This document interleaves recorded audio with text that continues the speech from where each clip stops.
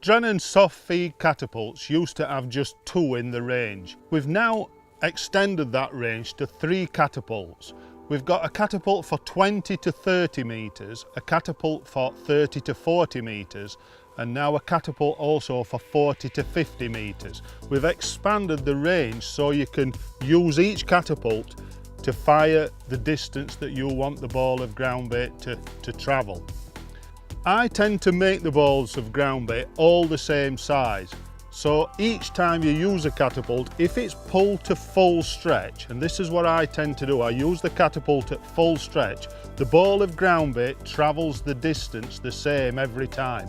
Very, very simple, as long as you extend that catapult to its full stretch. Holding the actual pouch, I tend to hold with just the finger and the thumb, so you can release very, very easily the catapult.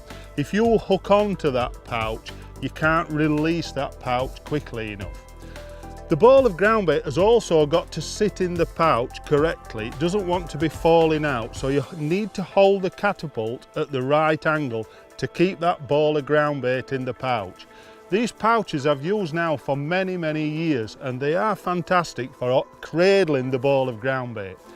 I tend not to use an actual ball. What I do, I make the ball of groundbait slightly barrel shaped. As long as that ball of groundbait is the same size every time, it travels the full distance that the catapult allows it.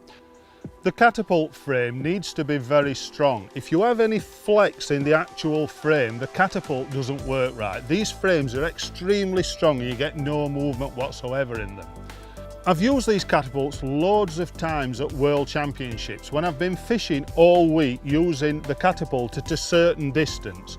But once you arrive on the bank, it's not so easy to use a catapult in the same way as what I'd use at a World Championships.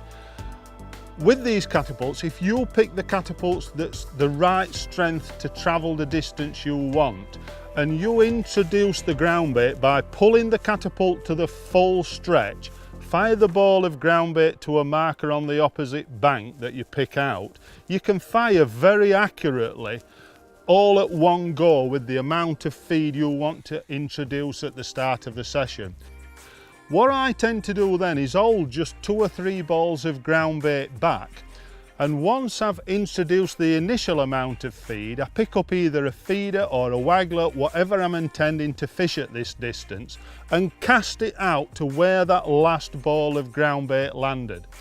To make sure that this is correct, then I can introduce the last 2 or 3 balls of groundbait, and either the float will be right in among the feed, or where you've plopped the feeder in, you'll be able to see the ring and drop the groundbait right on top of the feeder. This makes feeding very, very easy at the start of a session. And also, if you want to reintroduce groundbait during the session, as long as you make that ball of groundbait the same size every time, it'll travel the distance you want. What I've started doing over the last couple of years is actually measuring out the amount of groundbait to make the ball with. So I get a Drennan pot, cut it to the right size that I want, and I tip the amount of groundbait with the baiting into my hand to make the barrel-shaped ball to fit the pouch. By making every ball the same size, once you stretch that catapult to its maximum, that ball of groundbait will travel exactly the same every time.